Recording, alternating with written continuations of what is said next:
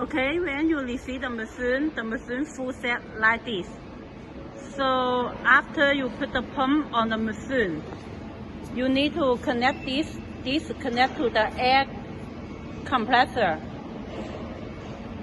The air compressor, and then this is the emergency.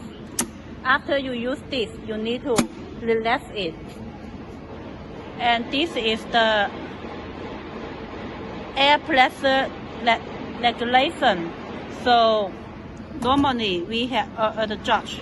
You need to turn. Normally this machine is 0.7 is okay. This is the pump power switch. And this one adjust the ML. Normally you need to lose this screw, and then by this side is less, by this side is more. Such as you pack 100 ml, you adjust for this. But normally after you adjust, you need to still little step by step.